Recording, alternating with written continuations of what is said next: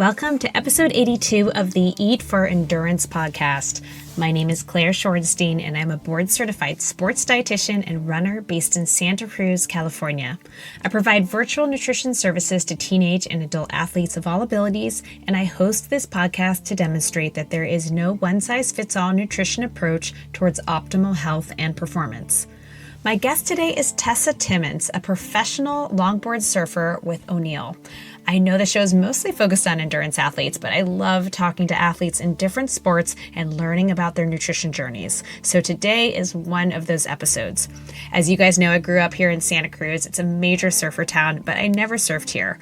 The only time I ever attempted to surf was in Hawaii, and let's just say it's not my sport. But I love to watch it, and as a dietitian, I've worked with many recreational surfers, so when a friend introduced me to Tessa, I immediately invited her on the show.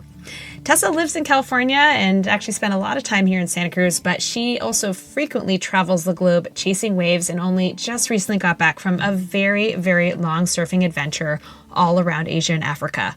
Her surfing is really special to watch. She's so graceful, and it looks like she's almost dancing on the board. Tessa also models, she is an environmentalist, and it just so happens that she is interested in getting into nutrition herself. I really enjoyed learning more about Tessa. I hope you do as well. All right, let's dive in. Tessa, welcome to the Eat for Endurance podcast. And I should also say welcome back to California, since you have been gone for many, many months of adventures around the world. How is everything going for you today? Hi, Claire. Thank you so much for having me. I'm excited to be on this podcast. Everything is going good. Just reorienting back into being in America and getting back into a routine. And when you're traveling a lot, it's hard sometimes just to stay grounded and be in a routine. So when I get home, I'm so excited for all of my things, like all my health things, just to get back into a good flow. Totally. And you're not even back in Santa Cruz yet. Where are you right now? No, I'm actually in San Diego right now. I have a bunch of family down here. So since getting back, I'm down here for like a month or two. Couple months, We'll see. Kind of just all over the map right now. But it's been so good to see family and friends I haven't seen in a while, and it's been nice down here. I can't complain much. Yeah. And how long were you actually gone? And where? I know you were in Indonesia and South Africa. You were kind of all over. How long were you gone for? Yeah, so this trip I was gone, or this series of trips, I was gone for about 5 months. I started my first travels in Sri Lanka, which is somewhere I've wanted to go for so long. And some friends from Hawaii, they called me up like about a year ago and were like, hey, we're going to go.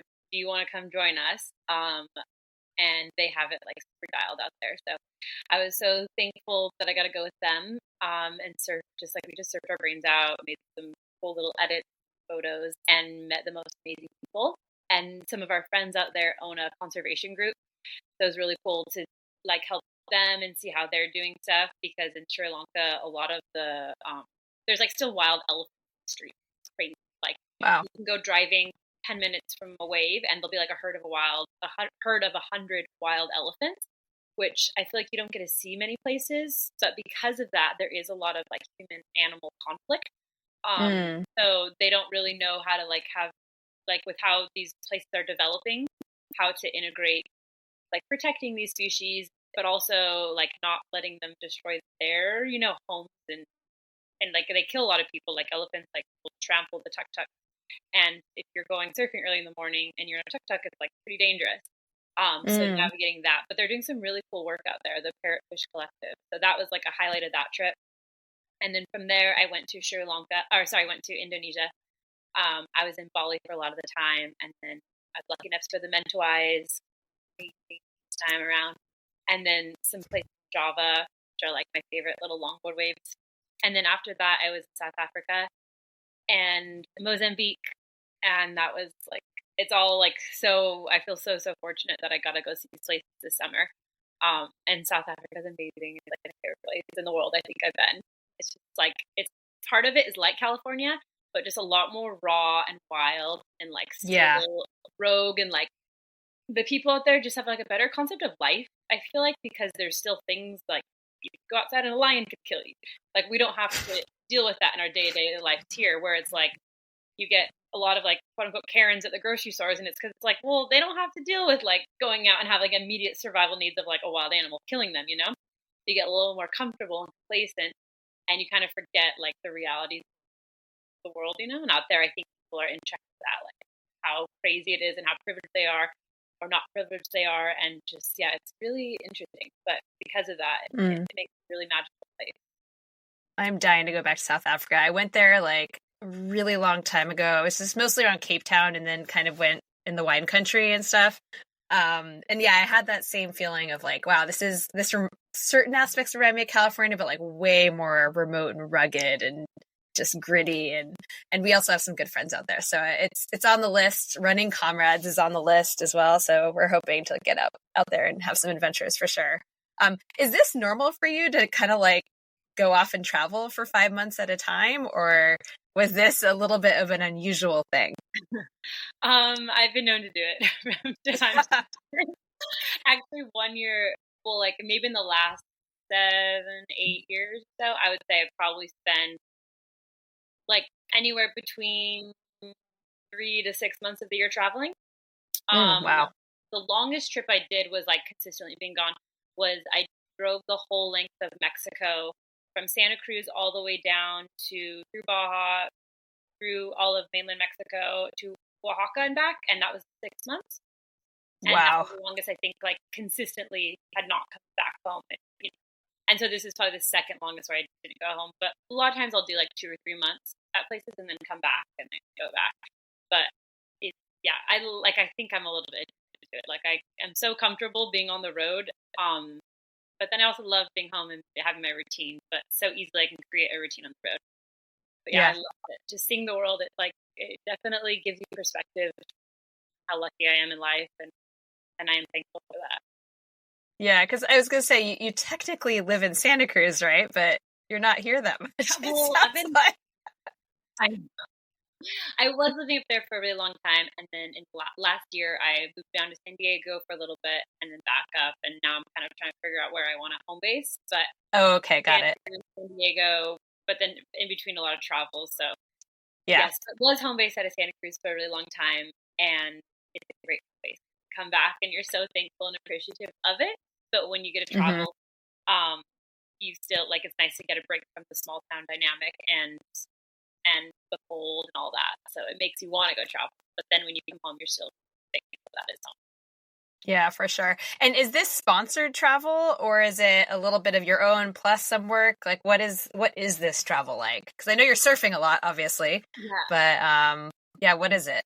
So this summer, I'm really thankful because I had a little bit of travel budget. My 2 sponsors. So that was how I did my traveling this last summer. So with that, you're creating content or shooting, making videos, photos, and sending those off to your sponsors. So you have something to show for the trip. In the past, when I would first start traveling a bunch, I would just work my ass off for like 4 months, 3 months, just like working a few jobs, and then save, and then go travel and come back to work. With surfing stuff, it is, I'm thankful to where I'm at now, where companies give me travel budget. And then if I'm at home, I can do supplementary stuff or work on the side. The surf industry right now is a pretty scary place. A lot of people are getting laid off and dropped, and it's kind of a scary territory to navigate. So I'm thankful for the times I've had, whether it doesn't pan out longer or not. But that's how I was able to travel this summer. And then in past years, a lot of it, sometimes companies are sending you on a trip to shoot something. Like O'Neill would do like a girls trip, and last year went to Costa Rica, and it was amazing. It was like all you and your good girlfriends, but that surf for O'Neill, and it's so much fun. But you're getting paid to do it. Sometimes it's like a photo shoot for another company that's not a sponsor, but like for modeling work or for a side like commercial gig or something like that. But when it's those instances, it's like amazing. You have to pinch yourself and remind yourself that like this is what you've been wanting to do for so long, and just like soak it in and appreciate it. Totally. Well, thanks for explaining all that. And I mean, we were talking a little offline how, there isn't as much out there on you, but there's a lot of imagery. You're a model, you're a surfer. There's a lot of imagery, videos, content, that kind of stuff. But, really this interview is a chance to learn about you both as, a pro athlete and just as human being, of course. And so part of that is really hitting rewind for a bit. And I want to understand, where you came from and your nutrition roots. I know you came from a really big family, or at least that's what I read, that you have 10 siblings. Is that correct? That's a lot of siblings. And so you come from this really large family, and I'd love to hear a little bit about growing up, and specifically what kinds of memories you have surrounding food and meal times as part of that large family. Yeah, so I am one of 11 children.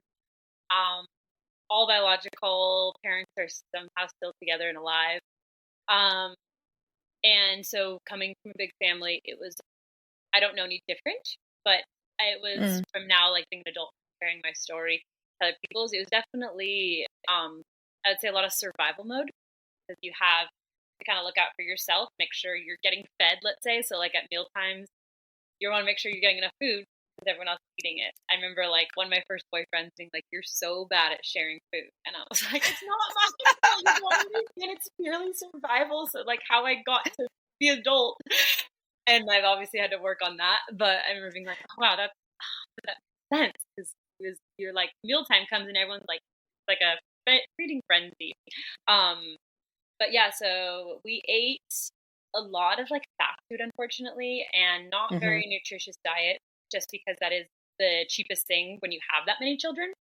Um, and my dad like worked full time. My mom stayed at home and homeschooled us. And so it was, yeah, definitely struggle like financially, I think, for them. And then like to make sure that we're eating healthy. My mom went through one phase where my dad's business was really good, and she like tried to do more organic and healthier meals and things. But it was, yeah, I would say a lot of fast food. And then I'm thankful because I did learn how to cook from a young age. We each had a day of the week where we had to cook and clean all the meals for the whole family. So it's like I had Thursdays, let's say, and so I had to prepare 3 meals and do all the cleanup for 12 people, 13 people. So because of that, I did learn how to cook, and thankful for that, because as an adult now I've learned how to eat healthier.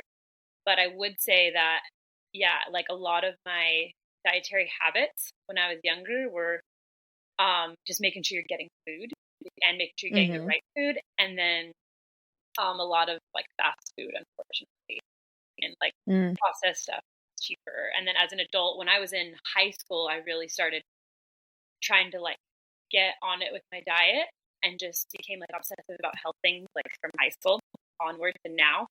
And I spend like so much free time reading books, listening to podcasts, doing anything I can to educate myself on how to better take care of my body. And I've made a lot of changes over the years. From like college, I feel like I started learning more. And then after college, I've really been like super on it and serious about taking care of my body, because I think I'm a little set back from my childhood diet. Like my meal is not very good for how healthy I am now. But it just goes to show that like what you feed a child and the gut microbiome they get does affect their adult immune function and all that. And so I think I have a little setback there. So I want to kind of repair that. And then now being an athlete, like taking care of my body as I get older, so I can still do all the things I want to do and perform at this higher level as an adult later on in life. Yeah, and we're definitely going to explore that progression for sure. So I'm going to put a pin in that for a minute. I want to go back to Tessa as a child. What kind of sports did you get up to? Like, I mean, first of all, you guys could have like formed your own sports team, basically. I don't know if you guys were very sporty, if you got up to a lot of activities. I'm not sure when surfing entered the picture, but I'd love to hear a little bit about kind of growing up and, yeah, what kinds of things you got up to and when surfing entered the scene. Yeah, so I have 6 brothers, so naturally that makes me very competitive. And going outside, my parents would just like throw us outside all day. We lived on a property with like a bunch of acres of land around it, thankfully at the time, and so it's huge like land space behind us. So they would just be like, go outside all day. We'd be outside, and my brothers and we'd like play soccer, basketball. I never played any team sports. I always wanted to play soccer. But my parents could never afford to like if they send one kid, they send all of them. So never did that, but just like a lot of stuff around the house with my brothers or family and friends. We do like with our homeschool group, we would do some sports. And I always loved them. Like 2 of my brothers are super athletic, and they like were always just like challenging me, pushing me. And then I learned to surf. We were living in Baja at the time. When I was around like 12, my little brother had cancer. My parents moved us down there to get like a holistic treatment for his cancer. So we were at a clinic down there on the beach, and I had a friend down there teaching me how to surf. And then when we moved back to San Diego, me and my brother were like, oh, I want to go. So I remember any chance we could get, I'd be like, Mom, take me down to the beach, take me down to the beach. So she'd take us to like La Jolla Shores on the weekends. And then I remember finding a old longboard in a dumpster, and it was like broken into pieces. And I was like, I bet I can use it as like a surfboard. My parents couldn't buy me one. So I took it out of the dumpster and like fixed it and painted it up, like the flowers on the back, and taught myself how to surf on that. And my brother was learning as well at the same time. So it was kind of cool. We pushed each other. And then once I got my driver's license, I was able to drive myself down to the beach. And then that's when like I started going a bunch. And I had friends that were really good surfers in high school growing up.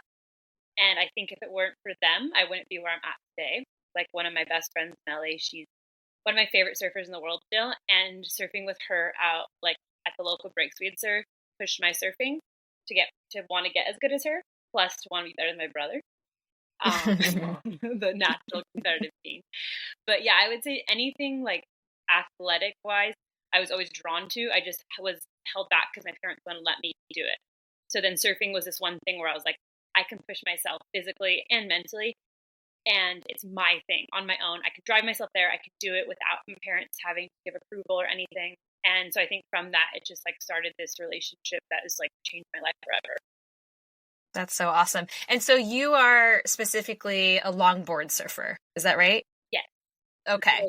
And yeah, so that's what do you do any other types of surfing, or that's only what you do pretty much? I do ride a shortboard. I love shortboarding, especially when the waves are bigger, but I don't usually compete in it. I'm not as good in it. I grew up in San Diego when I was younger, so it's like a lot more catered to a longboard. And this longboard scene, a lot more like dominant down here. Can you, just for my listeners, and I mean, I guess to an extent for me too, just to educate us on longboard versus shortboard and the different styles of surfing or different types of surfing, can you just give like a brief overview so we know what we're talking about here? Yeah, so longboarding is kind of like it's like a homage to the roots of surfing. Like back in the 60s, all the guys were riding longboards. Like this was the only boards they had, and then now it's evolved into shortboards are like the most progressive craft they have, like a 3-fin thruster shortboard. Then like when I was a kid, I grew up watching people in San Diego, like Joel Tudor, who's like the godfather of longboarding. Him and some others started bringing old longboards back into surfing. Because they were kind of like anyone that had a longboard and grew up in the 60s, and then shortboards came along, they would just throw away their longboards and be like, this is a piece of junk. Like, we have way better craft now. And then this generation in the 90s brought back longboarding as this cool new, like, there's more high performance longboards that work better. And now there's been an evolution from that to more like traditional longboarding. We're going back to the roots, but with a little bit of modernism in it. Whereas shortboarding is still the most popular part of surfing, I would say. Like it's in the Olympics now, and it's the World Surf League, which is the organization for surfing. It's a lot more respected as a shortboarding. You make more money, career outlets. However, women's longboarding is like controversial because it's, I guess women's longboarding is a lot more marketable, and there's more money in it now than there is for like women's shortboarding. So it's super interesting. There's been like data showing that now. So I'm like. But longboarding, I'd say it's just like more traditional. You're upholding the roots of surfing, and it's more about like style and technical maneuvers on the board. But like, you're not surfing like the biggest wave, and you're not trying to do these crazy vertical maneuvers.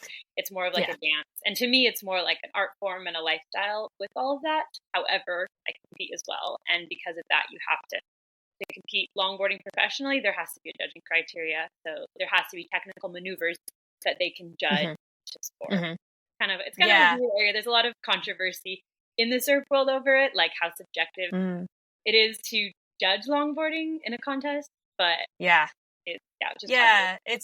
it's really interesting. I mean, I'm born and raised Santa Cruz person, but like I'm not a surfer at all. But I spectate all the time, when there was recently oh God, what it's called. I'm blanking on what was just in Santa Cruz. What was the big competition that just happened? Cold Water Classic. Yes. Thank you. Yeah. Cold Water Classic.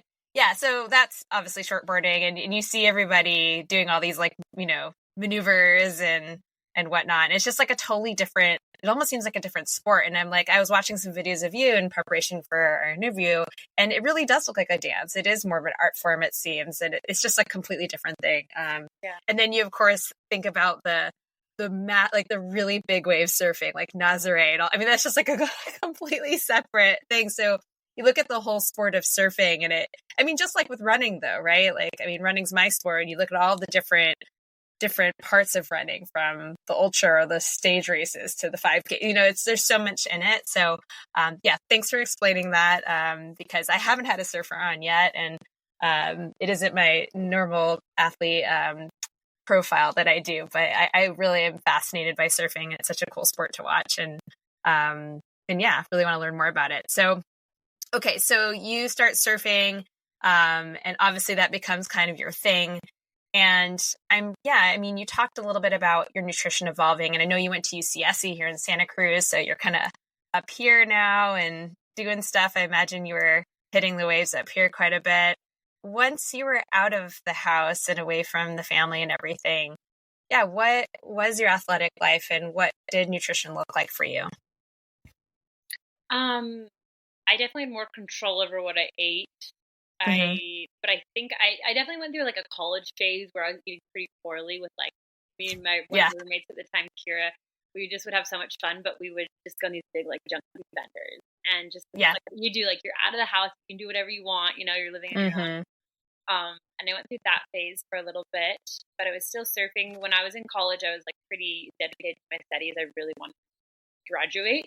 And so I definitely didn't pay attention to my health as much. I was learning about it and wanting to, but I didn't know how to create healthy habits. I would go on binge health things where I would go want to do a detox or something and overchange my diet, but it'd be short lived and then go back to my worst habits.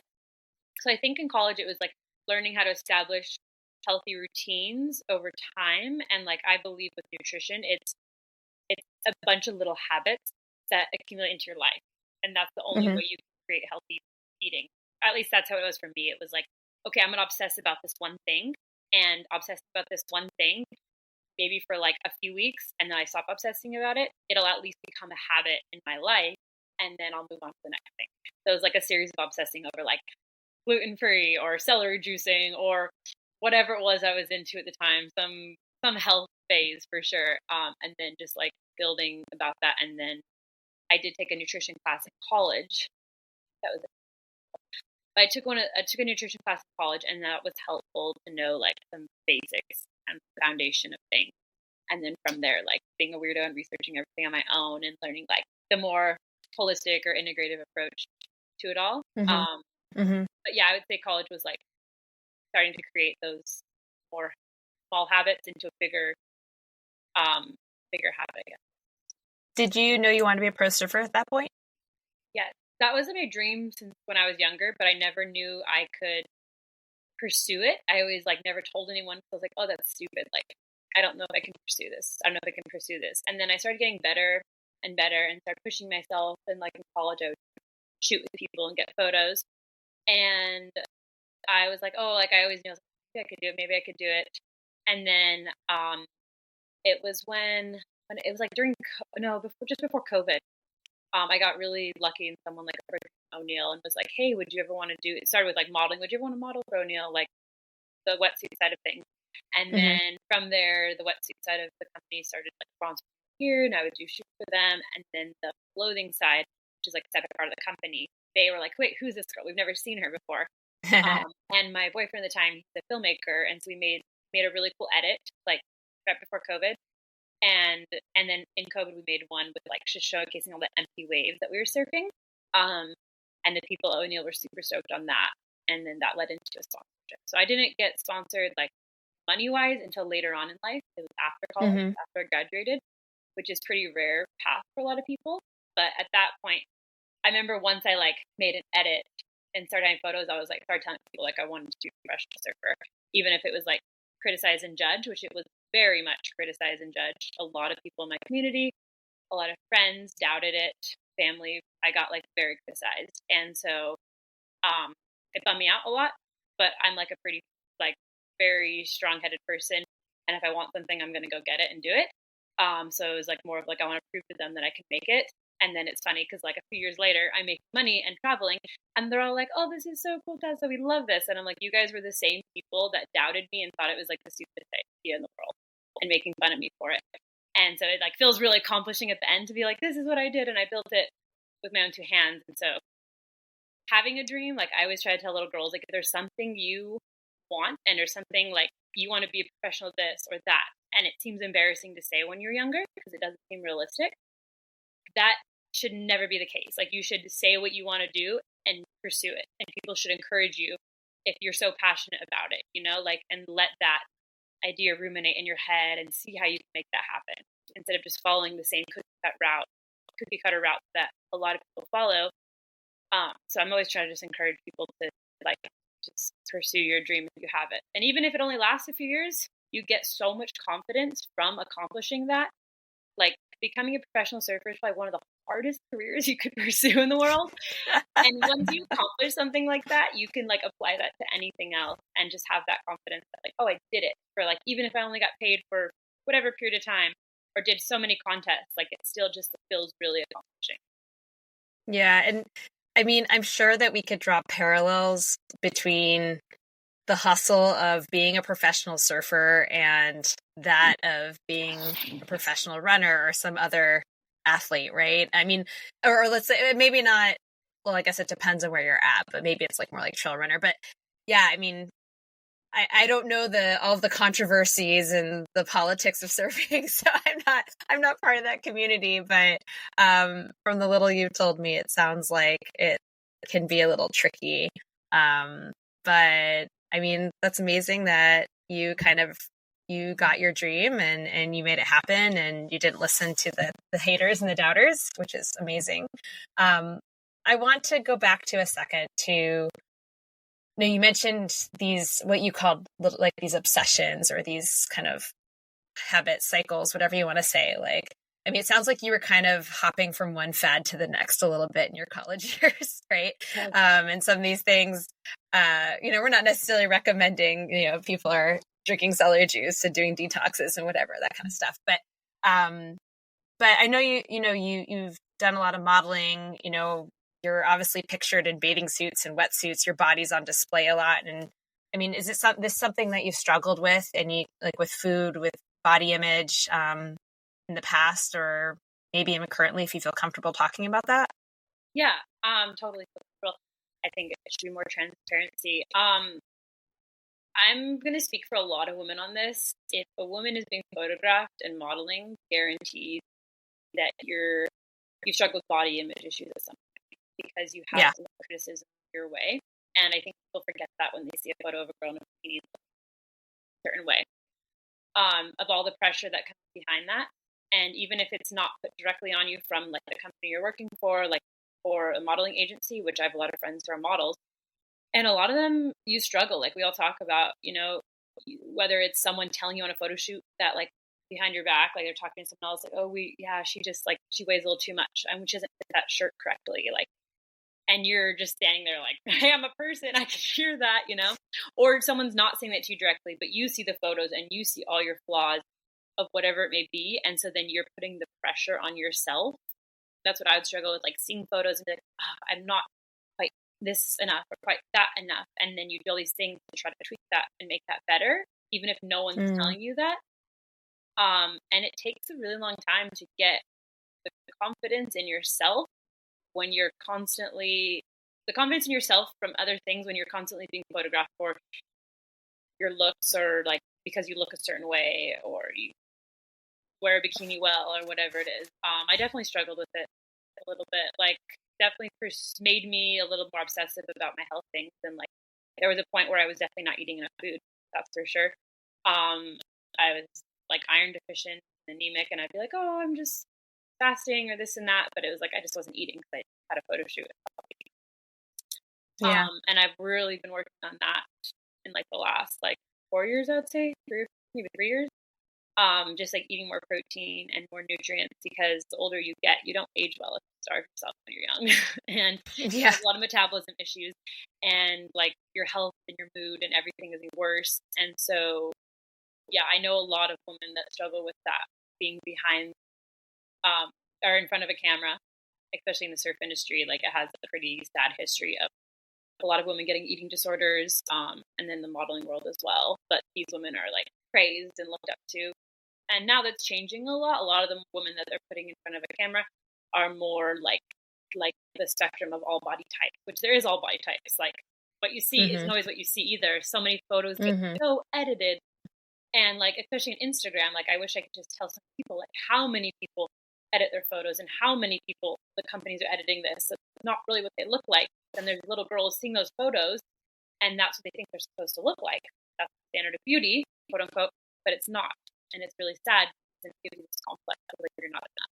So that is this down, sad side. Like, I'm thankful for my modeling career and where it's gotten me and the money it's provided. But there is like any industry, there's like a dark side of it and the negative repercussions of it.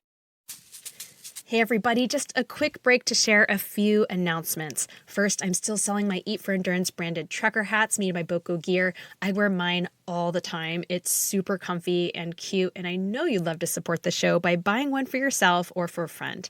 You get free shipping and an awesome free sticker with every $40 hat purchase, all while helping me continue to produce this free content that you're currently enjoying. So head on over to my website, eatforendurance.com, to order the hat, or you can also just buy the sticker. Second, and I know I've been talking about this for a while, so my apologies, but my peak performance course for endurance athletes is almost done, finally. I know, I really had meant to release it this month. It didn't quite happen. I'm doing some minor editing, and then I need to figure out how to record the thing. I thought that would be an easy task, but this elder millennial right here is having a few technology challenges that hopefully I'll sort out very quickly and get the course released soon. My target at this point is sometime in February. Unfortunately, January is almost over and it's not clearly out, but I'm hoping that maybe by the next episode or the one after that, I will have the big announcement that it's finally ready for you to purchase. Just as a reminder, this is a pre-recorded self-paced course covering just about everything you want to know about performance nutrition as an endurance athlete. And if you want to hear Module 1 for free, I just re-recorded episode 80, and you can get that entire, I think it's like 48 minutes of me presenting that module, and I added 20 minutes extra of content when I re-recorded it. So go head on over, check it out, get a taste for the course there. And if you'd like to be notified when it comes out and snag a 10% discount, visit my website, sign up for my email list, and you'll get a free winter fueling guide to download as soon as you put your email in. And lastly, if you don't want to spend any money, but you have a minute to spare, please make sure you're following my show, and you can rate and review it wherever you listen. This really helps grow my show and get more people to discover it. So that would be fantastic. Thank you all so much for your support. Let's get back to the episode. You know, and I mean, I just kind of looked at a few things online of when I was kind of Googling you and trying to dig up some information. And I mean, there are these beautiful videos, photos, but I mean, the videos are kind of like you surfing.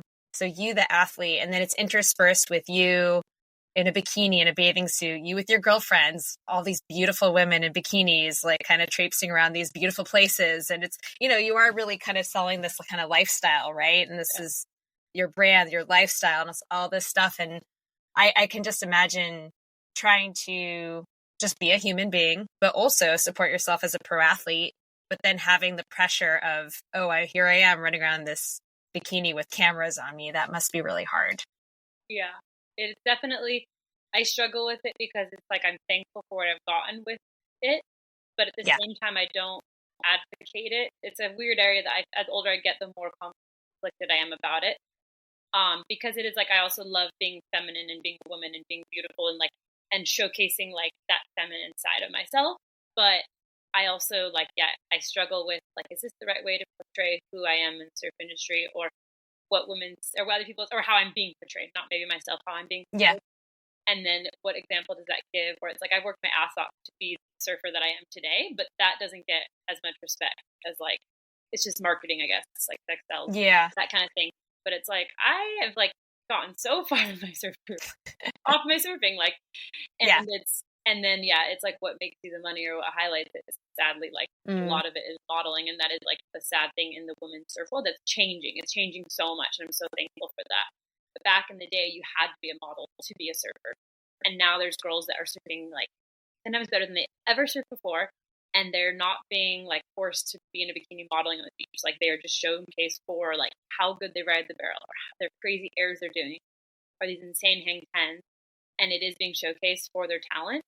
And it's come a long way and it still has a long way to go. But I'm so stoked for this next generation because they're not dealing with it as much. Like my generation, like I looked up to that. Like that's what I looked up to was those girls that were professional surfers were also professional models. So I thought that was the only way you could make it. And now it's changed a lot, which is really cool. Yeah, no, that's really interesting, and I love to hear that it's changing. And to be clear too, there isn't anything wrong, obviously, with like being in a bikini and running around and feeling beautiful. Like I certainly do not mean to knock that, but it's more from we know that in sports where there's an emphasis on aesthetics and you are in revealing outfits, right? Like whether it's ice skating, gymnastics, like whatever, even running with the little little bikini briefs and all of that, like there is a higher risk of eating disorders, eating that kind of stuff, especially just in the context of all that. So I was just kind of curious, especially mentioning kind of the changes that you're going through with nutrition in college. So I'm curious how you worked through that, and how old are you now, actually, if you don't mind me asking? I'm 31. 31. Okay. Yeah. So you've been out of college for a little while. Kind of through your 20s and as you kind of worked your way, like you were modeling, you were still surfing, obviously, you work your way towards becoming a pro surfer, these changes in your nutrition, like, and kind of working through these struggles. What did that look like for you? Like a long, slow path, I would say. I remember there was one surf trip. We did that big 6-month road trip through Mexico. I remember starting off like being my normal weight. I was maybe like a little bit over my normal weight, but like normal-ish weight. But it's been winter and like I put some pounds on. And I remember at the end of that trip, I did nothing about my image. That I was just surfing, my brain's out. We were camping the whole time, and just like I was really just not thinking of it. Like I wasn't being my diet at all. But I was eating like mostly vegetarian through Mexico, and I didn't like want to eat a ton of meat, and, like get sick, or didn't really trust the meat sources. So I was eating mostly like vegetarian. We were cooking a lot of meals. We were just doing like giant veggie bowls, and we were surfing all day and like walking a lot, like sweating, hot, free weather. And I came back from that trip and I lost like, I don't remember how much weight I lost, but I was the like thinnest I've ever been my whole life. And I remember like not even noticing it because I was just like not looking in mirrors, surfing and hanging. And I got back and I was like, whoa, what happened to you? You got so skinny.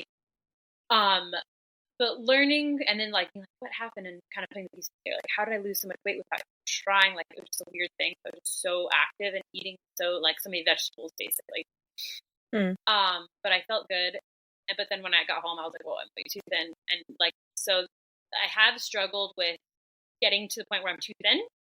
And I see that in the mirror. And then creating another body dysmorphia about being too thin and all this. But realizing how I feel, like looking in my mirror, like see how I look in the mirror, but then also my body, it's how I feel and then how I look. And when I'm in those phases where I'm too thin, my hormones are really out of whack. And I'm like getting really bad PMS or like my cycle's off, and I'm really moody and I don't like that side of myself. And I have less energy, tired a lot. I struggled with being tired a lot, I feel like, in my 20s. And then towards the end of my 20s when I started started just testing out small things like eating more protein. I used to not eat enough protein. I didn't eat meat for a while. And then I started eating meat again and that helped. And then getting more protein. I started eating a bunch of protein, and then I've noticed didn't like how it made me like my body look at first, and then it got to like the point where I was eating just enough protein, realizing there's a ratio you need of protein and vegetables and carbs, but I'm not like a precise enough person that I would ever count those when I was younger, and being like, no, I'm just going to eyeball it, and then I kind of realized how important it is if you want to like put on muscle or get more energy to eat more protein and more vegetables and get nutrients from your food. So I would say like shorter answer to that long answer is that noticing how it made me feel when I ate a certain way versus how it made me look was a Mm-hmm. huge thing. And that's now how my brain has shifted current day to like, I eat foods to make me feel good, not like in a healthy way. Like I like having energy and like being strong and being able to have good endurance and not so much just to make me look skinny, Mm-hmm. Totally. Um, Other than surfing, are there any other kind of exercises or other parts of your training that you do I think I saw you do yoga or something else. Like what kinds of other things do you do for your training? Stuff. I used to rock climb for a long time. I haven't Uh-huh. really been going a while. I think with shoulder injuries. I've been in yoga since I was like 15, and I'd say that's something that stayed consistent throughout my life. And I go in and out of doing it a lot frequently. I almost did like teacher training, but haven't gotten there. I did trail running for a while. Actually, it was like running half marathons and stuff. Oh, And cool. then again with the phases. I love phases. And then current day, I'd say I just like I actually really love walking. I'm like that person now. I just love to walk. And I had an injury like a couple years ago. I got a really bad concussion, and the only thing I could do was walk. And so I like learned to appreciate it, the like slowing down. So I walk Mm-hmm. a lot, but I also do a lot of yoga, a lot of Pilates. I love free diving. I'm obsessed with diving right now. So like Oh, that's a cool. sport in itself, learning to breath hold and swim. Mm-hmm. So yeah, and yeah, whatever I can kind of get my hands on hiking. I'll still do trail running every now and then. Awesome. Let's talk about how you feel yourself for surfing. Actually, let me take a step back.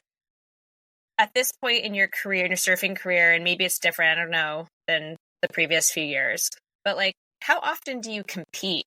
Like, are you in these kind of training cycles? Like, how does it really work with surfing? Because I mean, I know how it works for running, cycling, triathlon, all that kind of stuff, but with surfing, are you kind of like working towards a big goal? Are you kind of always trying to stay in shape for whenever the waves come? Like, how does it work? Yeah, I think always trying to stay in shape just so I can be consistently surfing if there's swell. But Yeah. last year I did a lot of contests. It's probably the most contests I've done in a year.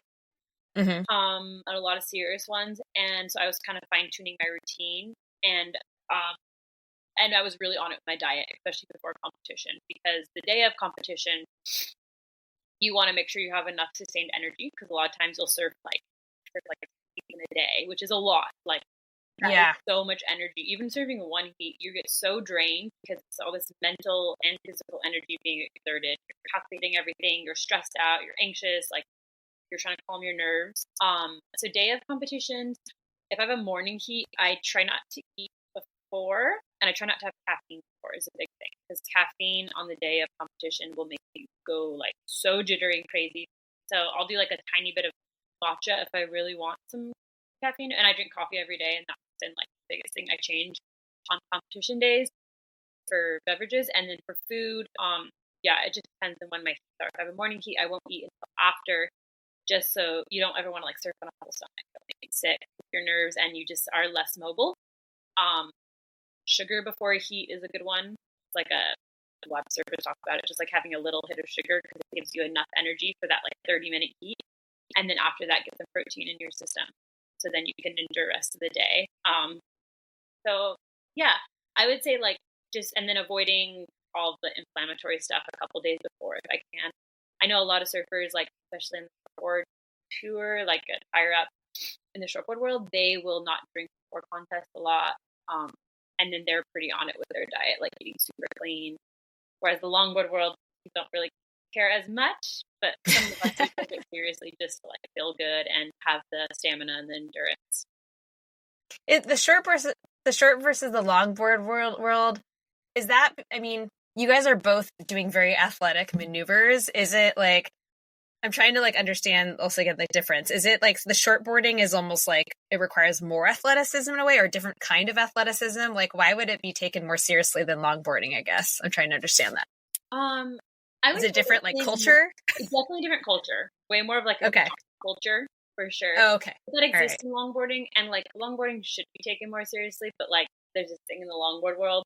I'm gonna get so much crap for saying this, but like if you take it too seriously, then it's like you're this jock surfer and it's stupid, and it's better to pretend you're so cool and you don't care and like show up at the contest hungover and all this. And, like that's a cool thing to do. But I'm gonna tell you, those people burn out when they're 30. In their 30s and 40s, they will crash and burn. And Yeah. I think it's kind of stupid, but it is like part of the longboard culture. Whereas shortboarding, Got it. now shortboarding are like real athletes, and they are, and their performance. I mean, it's showing they're taking care of themselves, performing at a way higher level, and they have to have a little more endurance in a shortboard contest. Just the maneuvers you're doing, I think probably burn more calories for sure. Yeah. So it's interesting to me that you don't eat before a competition, and like and competition days are long, and the heats aren't long though. The heats are like pretty short, right? They're like 20 minutes or something like that. Or how long are heats usually? It depends what kind of competition it is, but like 20 minutes to 20 to 30 minutes. Yeah. Okay. I don't eat before if I have a morning. If I have exactly.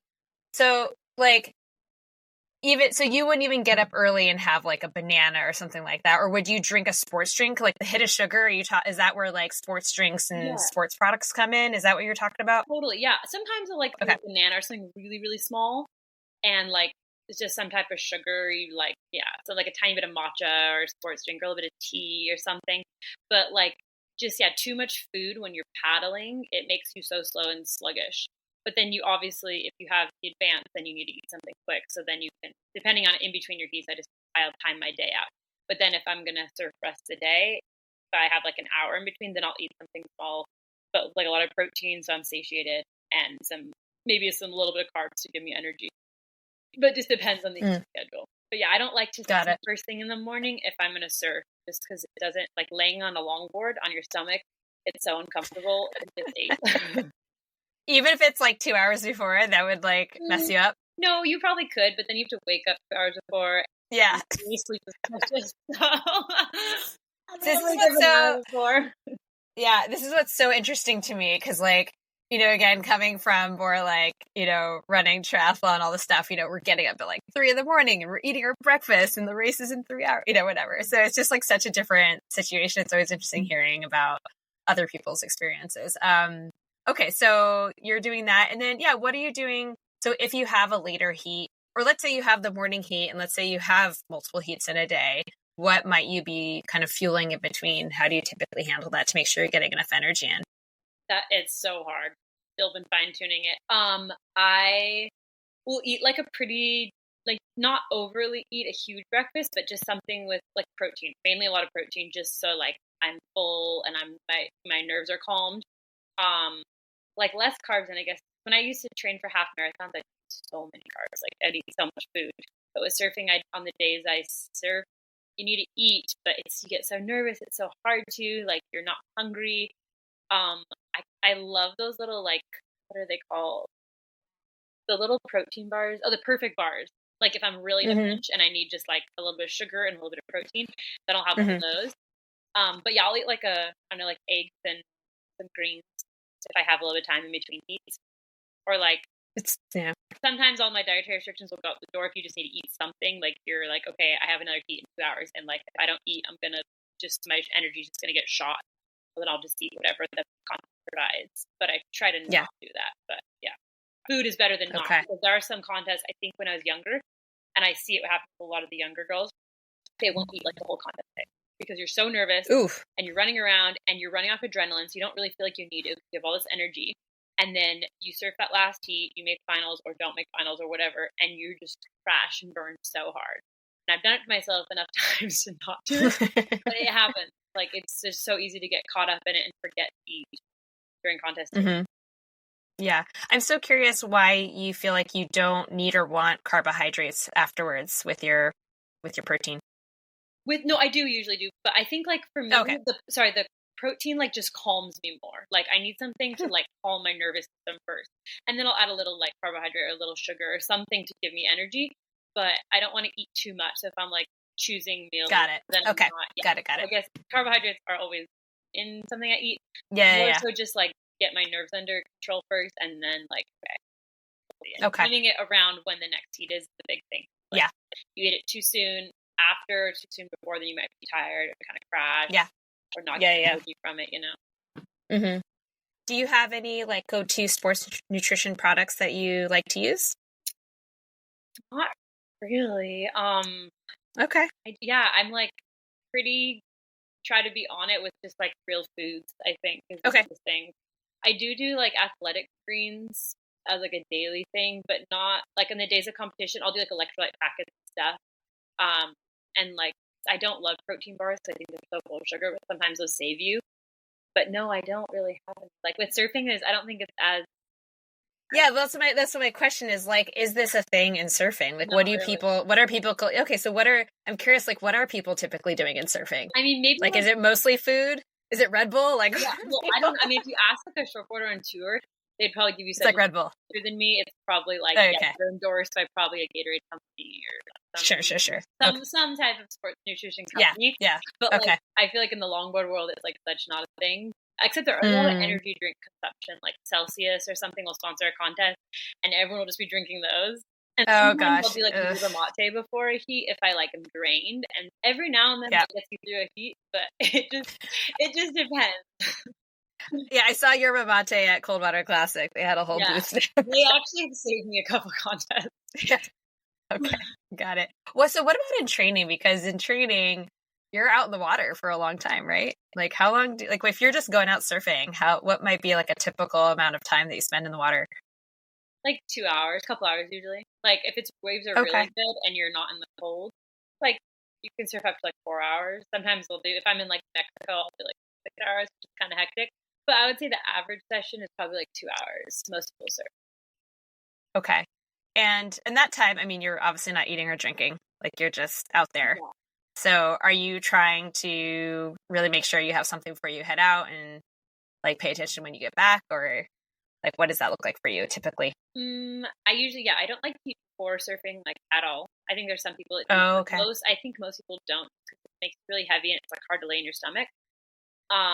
So I'll usually eat after, or like if it's in the morning or like mid morning, then I'll eat breakfast and then surf in like an hour or so, or a couple hours, but not immediately after. And then if you're in Santa Cruz and you surf, you come in and you're cold. So you usually want to get like hot chocolate or coffee or something after.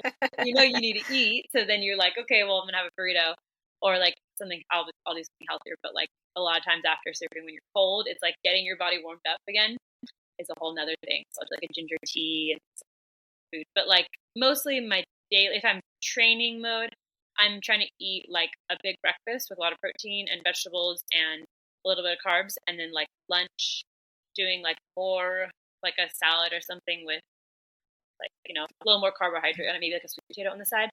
And then I try to do pretty small dinners. Okay. Now you mentioned dietary restrictions, or I think that's what you had said.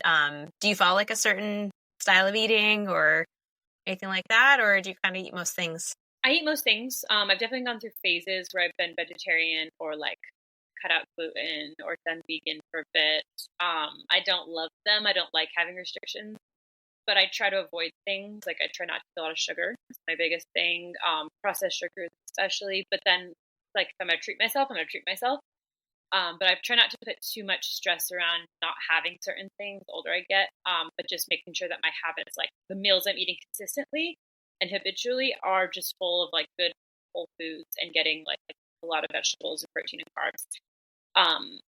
And then from there, I think it kind of creates habits, but like not if I'm going to dinner with friends and I want to order a pasta, like I'm going to order a pasta.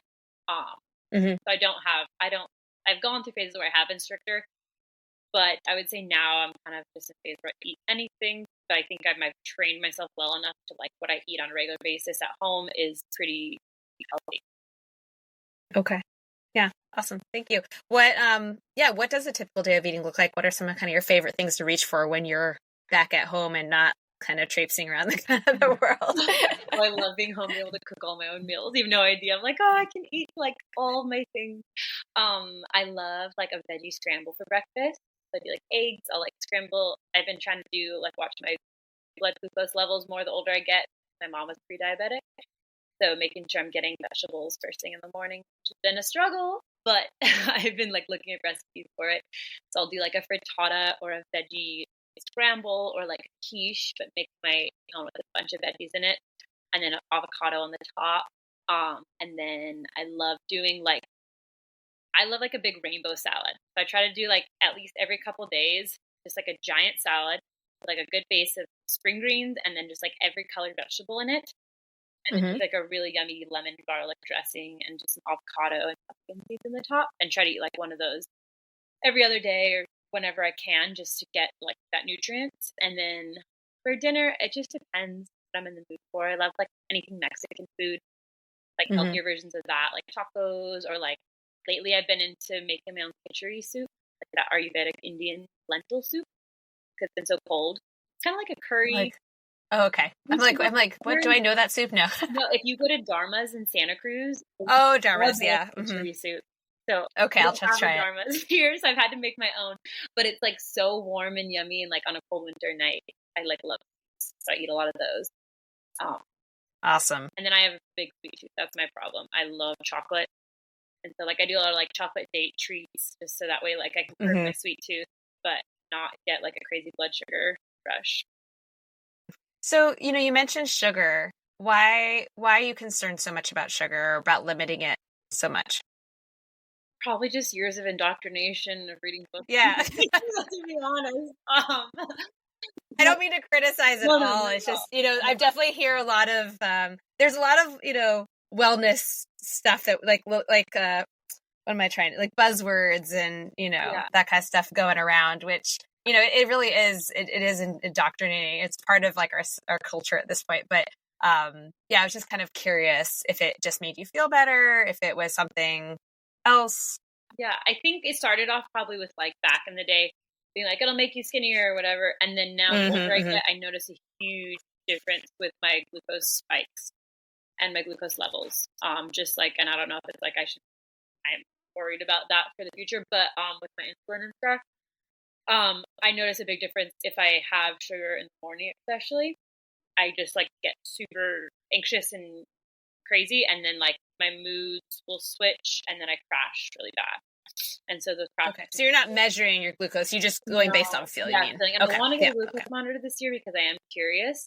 But like all my symptoms, like it's like a night and day difference of my mood and energy when I'm having a lot of sugar in the morning. Like when I was traveling, I was not eating very good and just kind of like doing whatever. And I would notice like I Mhm. didn't have energy to surf and work out, and just like grumpy and tired more. And so it makes sense. Yeah. And I think this is where it's like, it really comes down to the context of it all. And it's like, okay, well, how much? And what are you having it with? Yeah. Like, are you just having, a ton of sugar all by itself? Are you having it as part of a meal? Is it right before exercise? Is it just hanging around in the afternoon on the couch? Like, not that any of that, like, anyone can do whatever they want, obviously, but just in terms of how it affects your body and how it makes you feel. So it's, I always say how context is so important with this stuff.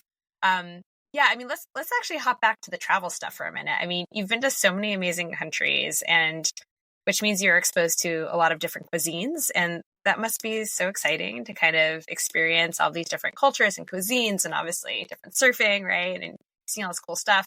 But yeah, I can imagine it can pose some challenges, and or even just the emotional, physical exhaustion of travel. I mean, you seem to be really well adapted to it, and you say you love being on the road, and it's not so hard for you, but maybe you can kind of talk about some of your travels in this context in terms of like some of the things you've experienced from, the nutrition side of things or anything else you want to share. Yeah. So it's definitely a challenge finding healthy things to eat that make you feel good in some countries, especially if you're in a country where like when I remember the first time I went to Indonesia, I hated Indonesian cuisine. Like I just couldn't. I didn't like it. And the two main dishes are fried rice or fried noodles. And just a lot of like Mm, fat and like fried oils, and just like you feel not very good after. But it's the only thing around, so you learn to eat it. That's basically the moral of my traveling nutrition is it's like when there's nothing else around, because most of the time there's not. If you're in some like especially when mm-hmm, you're traveling to surf, you're in such remote areas that you have to mm, eat what the locals are eating in order to yeah. right. So just like learning to be less picky, because I was a pretty picky eater as a kid, and now as an adult, like I have to pretty much be like, how can I make this work just to get energy out of this food right now, because I need to eat to be able to go do my activities. Um, but yeah, like in Mexico too, I struggled a lot because they have so much like lard in the beans, and when I was vegetarian for a while, I had a hard time with that, and just like the way they prepare food, you don't really know how they're cooking it. And then like some countries, like in Morocco, I remember being like, I just don't know what that mystery meat is. I don't want to eat it. Like, could be dog, we don't know. But then being Yeah, like, yeah, someone's yeah. serving this to me, I have to eat this. And it's a lot of it like total politeness. So you just end up, Yep. you can't have like traveling as much as I do for how strict I am in some ways in my life, like with my routines and my habits. Food, when I'm traveling, I can't be strict with because it's just, you can't travel well. Like if you're super strict with your diet, it is really, really hard to travel because you have to kind of be at the mercy of other people, what they're preparing or the places you're staying. And like, you like, if you're in airports and stuff, you can kind of control that. But like, if you're in an airport in the middle of Padang in Indonesia, there's like literally just fried food that's been sitting out all day. Like you don't have many options. So you just kind of learn to adapt to that and just be like, it's going to be okay. I'll make up for it when I'm home with my routines that are healthier and clean out all the crap. But yeah, I think it's made me adaptable with nutrition. Like, and it's hard. I struggle, especially if you're surfing all day, you're surfing 6 hours all day and you come in and the food options are not like very healthy or what something you like. You're just like, well, I'm going to surf again tomorrow. So we're going to eat this. Yeah. Totally. Do you struggle with like getting sick, like GI stuff? That, I mean, I imagine that's got to be a little bit tricky in some of these locations. Yeah, sometimes. I think I'm pretty fortunate. Whenever I get to a country, I always try to consume like a Greek yogurt that they have made locally somewhere in that country just to get like the good bacteria in your system, and then like having a beer or just like things that are made locally. And I'm like the least careful person. Like I don't really wash I'll like brush my teeth in the sink water. And like, oh wow, I have this theory of like, if you do a little bit of it, you'll build an immunity to it. It's a total theory that I've had since I was younger, and it's gotten me pretty far. I don't get sick that often, but I do take. That's great. I do take like a probiotic when I travel. That's like amazing, and it's been the best one. I notice a difference if I take it, I don't get sick, and then when I don't take it, I do. And one of my friends, like my Eastern medicine friends, gave it to me like years and years ago, and I swear by it. But I also, I'm not too careful because I think sometimes the people that are too careful, they're the ones that get sick a lot. So that's my philosophy. Yeah, totally. I got so sick I got sick like multiple times when I was traveling in South America. Like, I don't even know if I like opened my mouth in the shower. I don't know what happened. But it was a few times. It was pretty bad.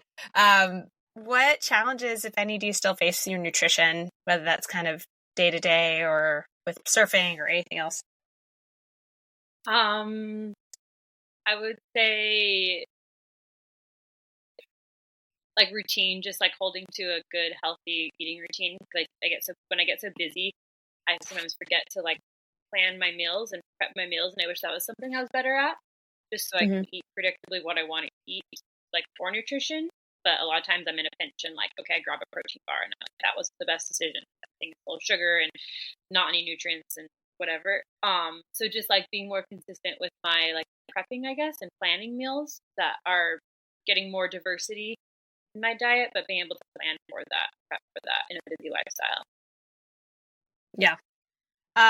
So we connected because you are thinking about going back to school to become a dietitian. Yes. And I'm so curious. I mean, obviously you're interested in nutrition a lot, and I can hear that. But what led you kind of to think about doing this? I think it's something that like I've consistently been passionate about my whole life. My dream job is like a naturopathic doctor, but I don't know if I want to go to school for 4 more years, to be honest. But that was like my dream job for so long, and I still like, oh, maybe I'll do it. But just to be able to help people, I've always just spent like since high school, just always looking up ways to better myself on a like nutritional plus like routine, healthy habit, lifestyle based approach. And so I spend most of my time doing that, my free time. And so I would love to have a job, especially after the surf industry, where I'm helping people, helping people become better versions of themselves and like live a more full life. And I know being a nutritionist it can be like a great tool for helping people live a better life, because your diet dictates so much of like your mood and your energy and everything. So it would be really cool to like give back now to the world, and also just use something I'm really passionate about as a job, and more brain focused, which I love. I love to be mentally stimulated, and I know that this will mentally stimulate me a lot. Yeah, awesome. What's on the horizon for you, whether it's surfing or any other trips or anything else going on for you? I'm going to the Bahamas for Christmas, which I'm excited just to go diving. Nice. like the best diving in the world down there. And then I will probably, hopefully, be enrolling in some type of grad school program in the next year. And then, yeah, just kind of taking it by month, seeing what happens. Do some contests maybe next year for surfing stuff, but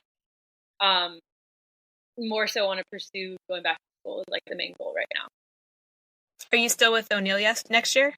Yeah, so my contract is up like in the middle of the year, so we'll see what happens with that. Okay. But yeah, as of right now, I'm still with them. So thankful for that as well. Awesome. Yeah. Awesome. All right, we're going to wrap up with some quick bites questions. Well, actually, I already know the answer to this. Favorite pre-surf meal or snack is nothing. It would be coffee if it wasn't for a contest. I love coffee. And let's say you had adequate time to digest. What might you reach for? Probably like some hard-boiled eggs. Sounds so simple, but like I eat so many hard-boiled eggs because they're quick and they're easy with like some sourdough bread and avocado. Probably that. Nice. What about post-surfing? What are you reaching for? Again, coffee. And I love like a good burrito. I love a burrito after. What's your favorite place in Santa Cruz for a burrito? It depends. If it's just like a non-healthy, anything goes Mexican burrito, I love Hacienda. Probably one of my favorites. Mm-hmm. And then for something healthier, it's that spot. What is it? Oh my gosh, I'm blanking. On the west side, next to Pearson Arrow Surf Shop. I don't know. Cantina. I think it's Cantina. Cantina in the Orange Building. They have really good, like just like healthier Mexican food options. I like. Nice. Yeah. Okay. Since you love to cook, what has been your biggest cooking catastrophe, if you've had one? Burning one time. Yeah. One time I was making pizza for everyone and I burnt all the pizza because I'm very like ADHD and kind of sometimes scatterbrained, unless I'm really on it. And I don't like to use timers because I'm like, oh, I can mentally keep track of that. And it usually always works for me, except this one time it didn't work until we started smelling smoke from the oven. But haven't had that happen. Wait, was this when you were cooking for everyone in your family? No, this was like for an adult, thankfully. When I was younger, that would have been bad. I would have been in a lot of trouble for that. Yeah. I was like, that's a lot of hungry people. That would have been also really a lot of bad. pizza. Yeah. Got it. What is the most exotic or interesting food that you've ever tried? Probably either fried crickets in Morocco, or I don't feel good about this, but we were with local people and like it would have been really, really rude to say no. They were like local indigenous Mexicans and they gave us turtle eggs and I had to eat one, even though I was very conflicted about that. And that was a weird one. I would say, yeah, one of those two. It's so hard when like you're being hosted by locals and get your kind of gotta just here, but then you're like, I can't be rude because they're literally having me on their land that is like or whatever, you know. Yep. I understand. And what food do you miss the most from home when you travel? It's gonna sound really funny, but I miss like a Whole Foods hot bar. I love a Whole Foods hot bar. What are you getting in the Whole Foods hot bar? It's just reliable. Like, just get whatever you need. Like, the salad bar's there, the hot food bar's there. It's like so much variety, and it's like mostly generally kind of like healthy and making you feel good. But yeah, it's so sad. But yes, I like have to stop myself from going. I just remember living in New York City, like back in the day, and like this is like I don't know, it must have been like 15 years ago. And just going to the salad bar, the hot bar, I'd be like, I'm just gonna get a little bit of something, and then I'd get what I thought like not that much, and then it's like $15 later. Like, God damn it! Like simple mac and cheese that you just had to have a bite of, and you're like, well, how is that $20? It's like it's like the one heavy slice of cucumber. Or something. It's like, come on, or the like it was like a $2 slice of cucumber or something. I thought that today when I was at the salad bar, and I was like, "Ooh, this cucumber is kind of heavy. Like, I don't know if I can." Yeah. I could buy probably an entire cucumber instead in the produce section. Yeah. But anyways, what is your favorite beverage? Coffee. I could have guessed that one from you. Seem to love your coffee. My first job was so I blame it on that. Ah, nice. What are your comfort foods? Mac and cheese. I love a quesadilla. And like half-baked cookies. Nice. What's your favorite ice cream flavor? Cookies and cream. Good choice. Mine too. And last but not least, top 3 items of gear that are most essential to your active lifestyle. A surfboard, a wetsuit, Yes. and I would say a water bottle. I like always have the same water bottle for years and years. Water. Awesome. Yeah. Nice. Which one do you use? I don't know. I think I have like a Hydro Flask right now. Oh, okay. Yeah. Awesome. Awesome. Well, thank you so much, Tessa. This is so fun getting to know you. And where can everyone find you online? Probably the easiest way to reach me is through social media on Instagram at Tessa Timmons _. And then from there, there's like how to email me, or if you need like help me out for anything, all of that is on there. Awesome. Awesome. Wonderful. Well, I look forward to seeing what happens for you next year and seeing where you go to school and all that good stuff. And obviously, I'm here to support you with that if you have any questions. But yeah, thanks again for your time today. It's really, really great chatting. Cool. Thank you, Claire. Thank you for having me. All right, and that's our show for today. I hope you enjoyed learning all about Tessa and the surfing world. I know I did. I really did not know anything about longboarding versus shortboard surfing, so that was really cool to learn about. And I'm actually, as I told Tessa offline after our interview, I'm pretty surprised that at least the longboarding world, it seems, that nutrition is not a more prominent feature. As she was talking about, it's kind of this whole vibe of, oh, pretend we don't really care, and that whole thing. That's kind of what makes it cool. But I was telling her offline, you know, I'm sure that there could be some performance benefits if we got some more carbs and just other food before, or if nothing else, sports drink before a competition. So curious to see what direction that goes in, if that changes anytime soon. But I get that it's a cultural thing. Anyways, a couple more quick announcements before we wrap up this episode. I am looking for more podcast guests to come on the show for 2024. So if you're a recreational athlete and you'd like to share your story, or if you have other athletes you want to nominate or other nutrition topics you'd like me to cover by myself or with one of my guests, I'd love to hear from you. And don't forget, if you haven't already subscribed to the show or given me a 5-star rating or review or shared it with your friends, all this really helps to support and grow the show. I'd love, love, love for you to do that. And lastly, of course, check out my merch on my shop page. And of course, stay tuned for my upcoming course when it's released. All right, guys, thank you so much and see you all next time.